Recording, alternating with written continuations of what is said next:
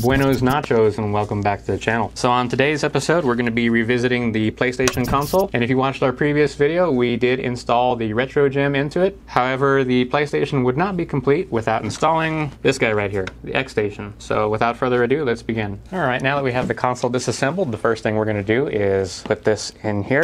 That was a fully functional laser, by the way. Alright, the next thing we need to do is lift up some pins from this IC, and I just so happen to be using this guy right here. We'll begin by adding a little bit of flux, or I guess in this case maybe it's a lot of flux, to this IC in the areas that we're going to be lifting up the legs. The blade is a little too thick.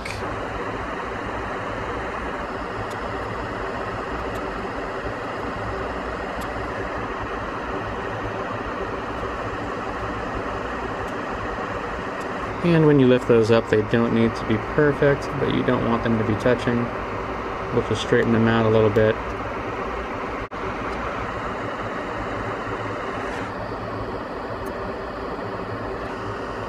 So we'll now be lifting up the sixth one from the end here. You just go in at an angle like so. Of course, you don't want to be lifting up all the pins, just the one that you need to lift up. So we'll have to solder that other one down. Fix that other one here in a second once we move this one out of the way.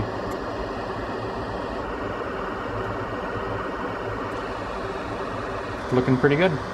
Now for the side. From my understanding, it'll be the 4th, 5th, and 6th ones. We'll start from the top.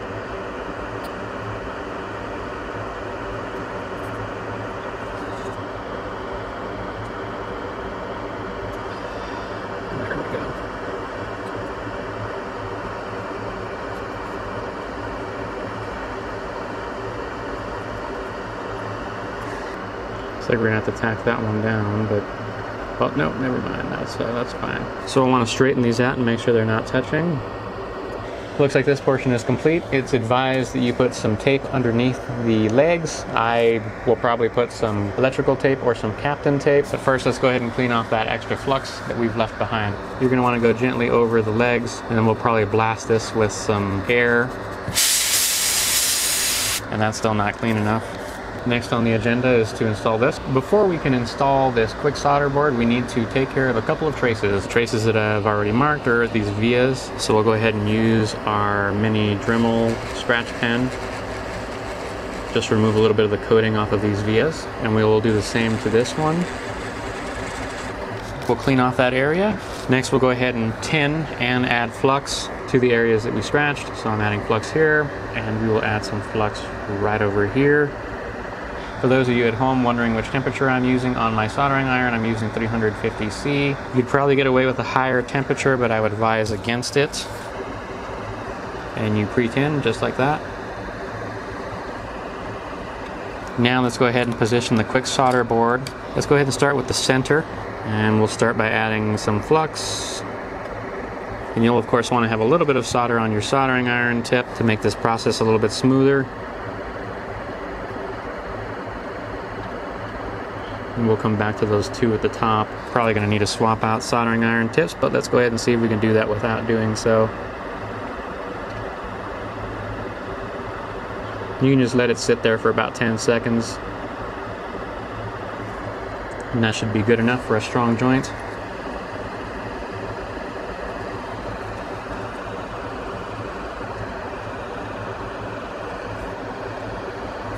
I didn't add any flux over there, so that's why it is not adhering the way I would like. So we'll go ahead and add flux to the rest of the points. Perfect.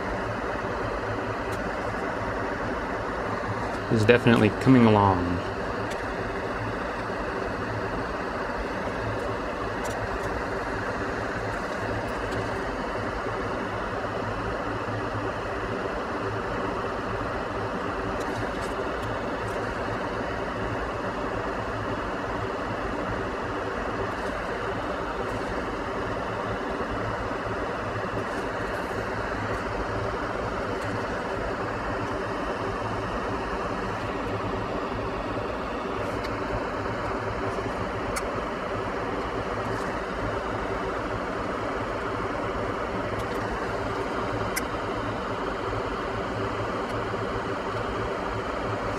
And we have a few more solder points to take care of, which are right there. Go ahead and add a little bit of flux to those.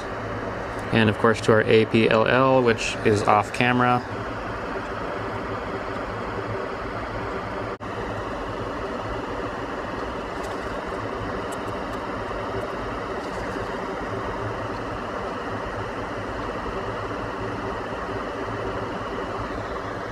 And now we're done with that portion.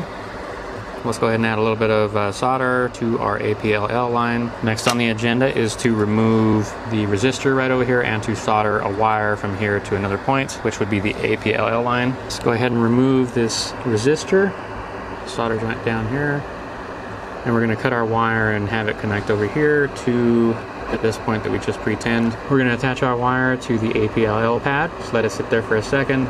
Next we need to install it over here next to the clock. Go ahead and use our tweezer to hold that down. Since I'm a lefty, I'm going to have to adjust this, and I need to remove that resistor that's hanging out. Now that we've soldered all the solder joints, let's go ahead and clean up the board of all the residual flux that's been left behind. We've already gone ahead and pre-cut our Captain tape. And you just want to put that underneath the IC as carefully as possible.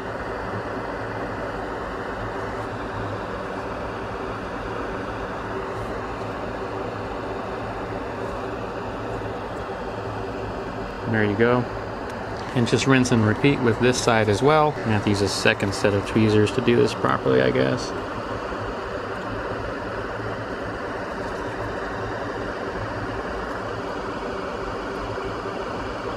There we are. Took some finagling, but we did it. We've now completed all of the soldering portion on this board. Next is to prep the actual shell of the console. The internet recommends that we remove this guy, so we'll go ahead and cut that off, preferably with a tool that isn't going to get broken.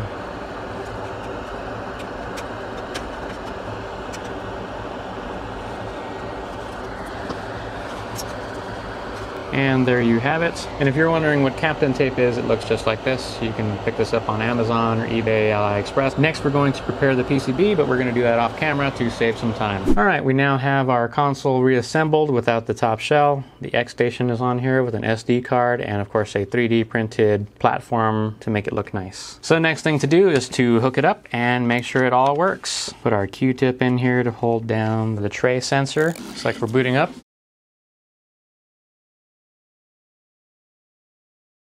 So go ahead and pick this one, fast load. Looks like we don't need this anymore, so. And that's the end of this video. If you liked what you've seen, please remember to leave us a like and subscribe, and thanks for watching. Until next time.